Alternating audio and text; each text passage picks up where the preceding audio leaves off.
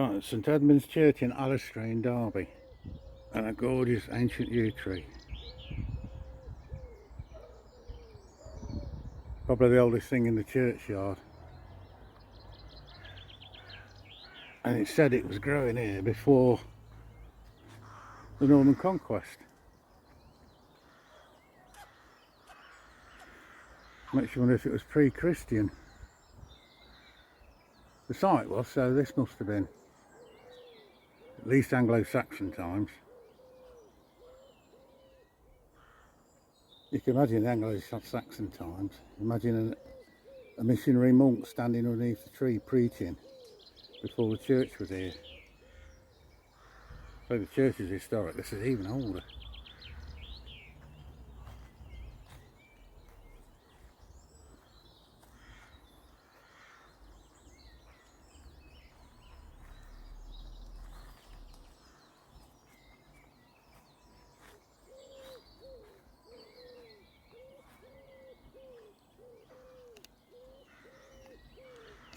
Let's go see if she's open.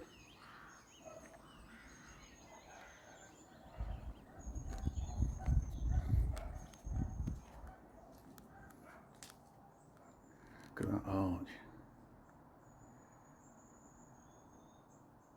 Now this is a restored Norman arch. It's got like a 4 chevron pattern on it and a set of beakheads or bird heads, accompanied by various watching devils and assorted creatures.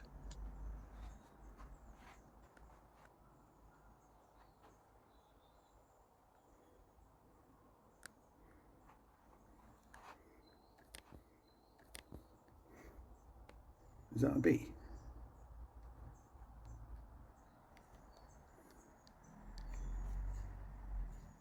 And a very sturdy looking Victorian oak door. Oh, nice. Now, as you walk into the nave, you'll see the oak pews. The name nave comes from navvy, as in ships, I've just discovered.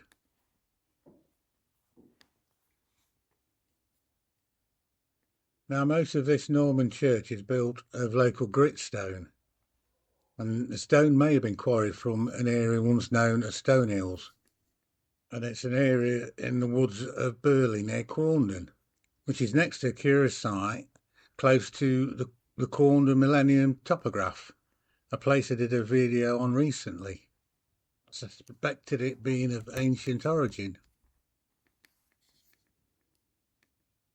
Now, this church was rebuilt between about 1865, but the tower dates to 1200, and it would have been added to the original stone church, and it's the oldest church tower in the city of Derby.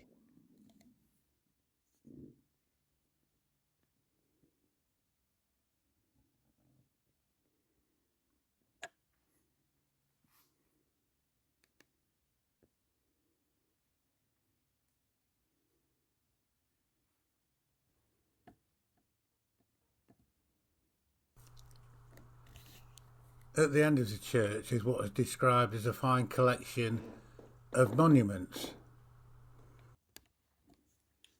And I miss this.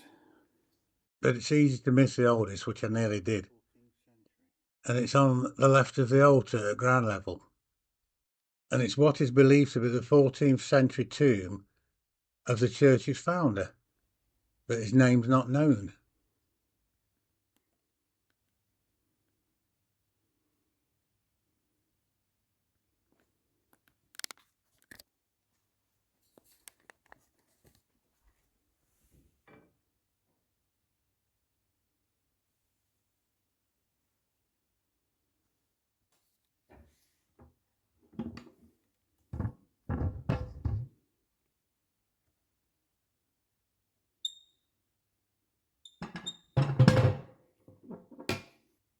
Now here we have a nicely carved angel, and it's presumably from the earlier church.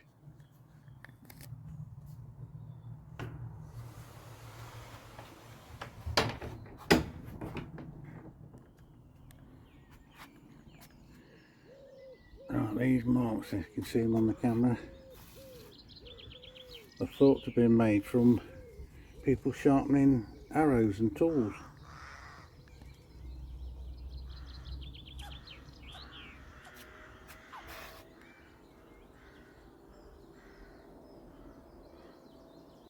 The church is dedicated to St Edmund, who was a Saxon king of East Anglia. So I did a bit of research. It turns out that St George was not the first patron saint of England. You know, we celebrate St George's Day on the 23rd of April, when the Red Cross of St George flies proudly up the flagpole and all that. But should we instead be raising the white dragon flag on November the 20th? Edmund was born in 841 AD, and he succeeded to the throne of the Anglo-Saxon East Anglia in 856 as a Christian. And he fought alongside King Alfred of Wessex against the pagan Vikings.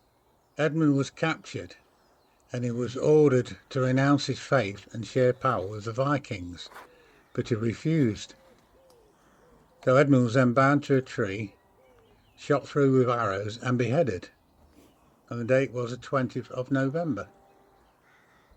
Nobody seems certain where he was killed, but it is known that in 902 his remains were moved to Bury St Edmunds, where King Athelstan founded a religious community to care for his shrine, and it soon became a national pilgrimage. And King Canute built a stone abbey on the site in 1020 to house the shrine.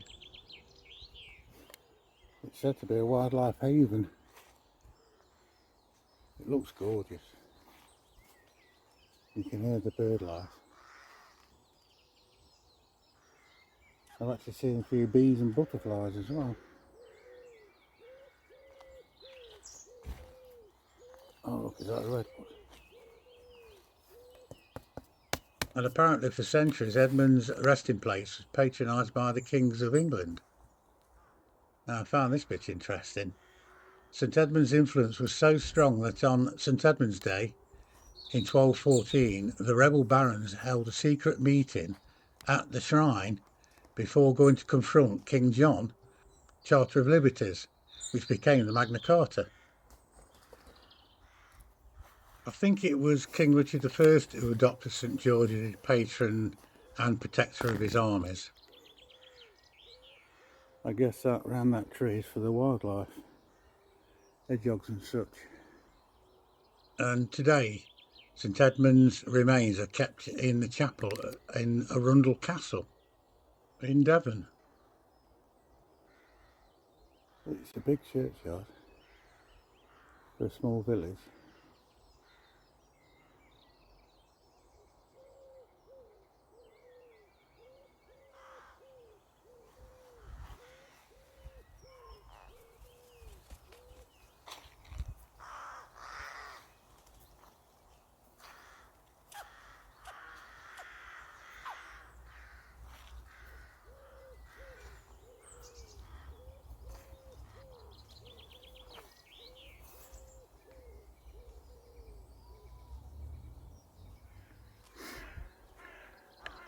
There's a female yew tree with the berries on. You can see them.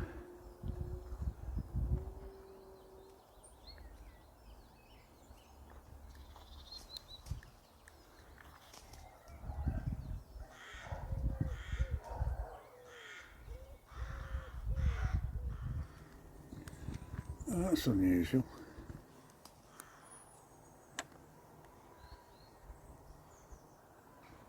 The round tower outside of the big tower.